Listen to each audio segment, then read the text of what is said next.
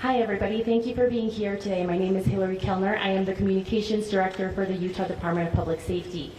This evening we have FBI Director Patel, FBI Deputy Director Dan Bongino, Special Agent in Charge Robert Boles, Governor Spencer Cox, Lieutenant Governor Theodore Henderson, and Commissioner Anderson, as well as Commissioner Beau Mason, as well as some local partners here present with us today. Governor will kick it off.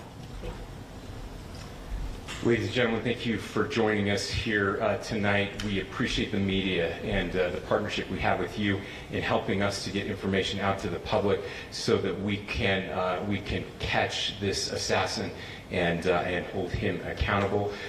We are going to share a portion of a video and that we have of the suspect, as well as some new stills. Those have already been released, but we want to make sure that they get as much attention as possible so that we can get help from the public in tracking down this evil human being. So we're going to cue up the video right now. Show that. I've asked Commissioner Beau Mason if he would narrate to you what is happening in this video. Thank you, Governor. Beau Mason, Commissioner for the Utah Department of Public Safety. If you look up to the top left, you'll see the building where the shooter was proned out in the top left corner.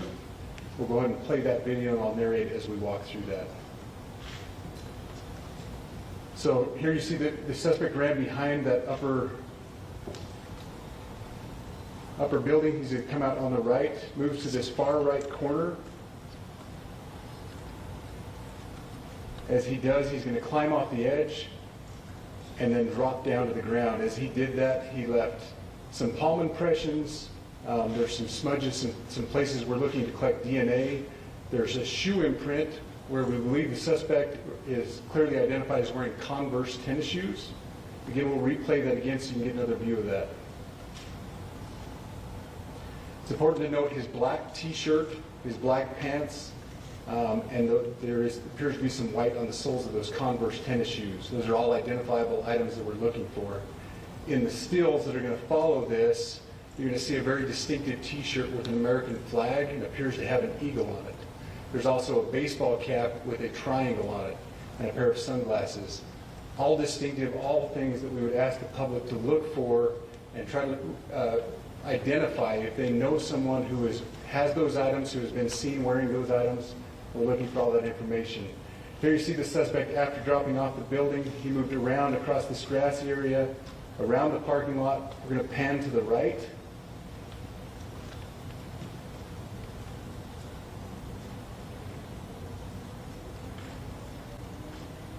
After he crosses the street, this is where he moves over into the wooded area.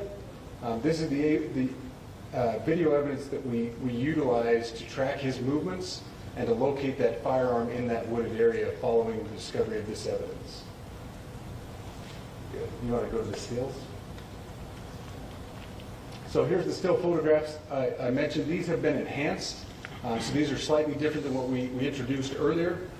Please pay close attention to the t-shirt. Like I said, very distinctive with that American flag and that eagle. The hat with the triangle and the sunglasses. If you'll go to the next picture, please. The backpack as well. All identifying features that we're hoping the public can help us identify and lead us to this suspect. Next picture. And again, there's a better picture of the hat with that triangle logo, and again the t-shirt. Blue jeans, and you get a good look at those Converse tennis shoes as well. We have pushed these out. We'll continue to push these out, and we just ask for the public's cooperation through the public. The tips that have been coming in are what are giving us our next leads and enabling us to continue to further this investigation. We've had great cooperation from the public, and we're continuing to ask for that as we move forward. Thank you, and I'll turn the time back over to Governor Cox. Thank you so much, Commissioner Mason. I want to thank Director Patel and his team. It's great to have them on the ground with us tonight. We've had several briefings, and he's had an opportunity to walk the crime scene.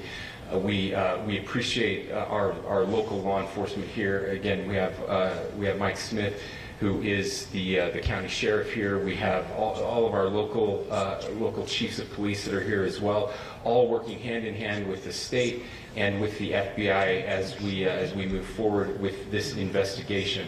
Now, just give you a little warning, we will not be taking any questions at this time. We're giving you the latest information we have, being as transparent with everything that we have. But I do want to share a couple things that I think are important. We cannot do our job without the public's help right now. The public has answered our call for action. So far, we've received more than 7,000 leads and tips. I would just note that the FBI hasn't received this many digital media tips from the public since the Boston Marathon bombing. This case also highlights the dedication of our law enforcement community. We have 20 federal, state, and local law enforcement partners that are working shoulder to shoulder to find the person who committed this horrific crime.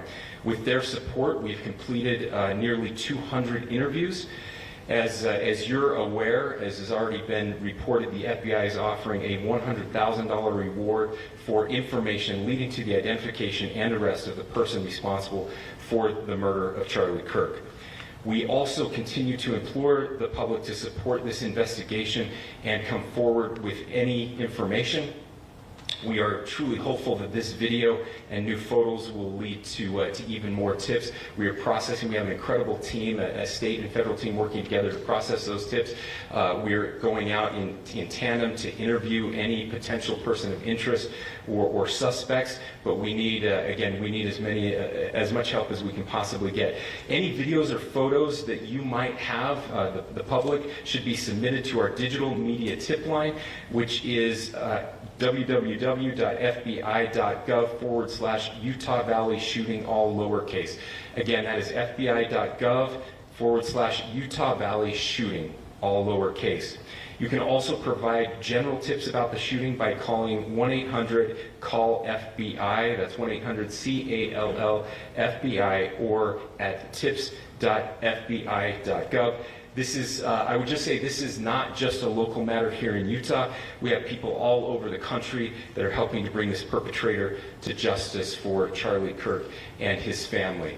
I will just add as well that, as was mentioned, there is a lot of forensic evidence that is being processed right now at both the state lab and the federal labs, federal lab on the East Coast. So we are working in tandem together. I would also just add a word of note for those people who are spending so much time on social media. I think Charlie said it best, that when things get bad, we should put our phones down and spend a little time with our families. There is a tremendous amount of disinformation. We are tracking our team, the state team, and I'm sure the federal team as well. What we're seeing is our adversaries want violence.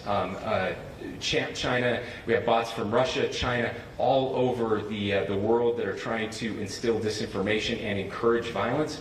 I would encourage you to ignore those, to turn off those streams, and spend a little more time with our families. We desperately need some healing. We'll have more to say about that in the days and weeks to come. More than anything, we are going to catch this person. Last thing I will just say is we've been working with our attorneys, getting everything that we need, affidavits ready, so that we can pursue the death penalty in this case, and that will happen here in the state of Utah. Again, to the public, to those who are grieving, thank you for your prayers. I know we are feeling those prayers. I know the Kirk family is feeling those prayers as well. We pray that God will bless our nation at this very dark time. We can start healing by finding this perpetrator and holding him accountable, and we need your help to do that. Thank you.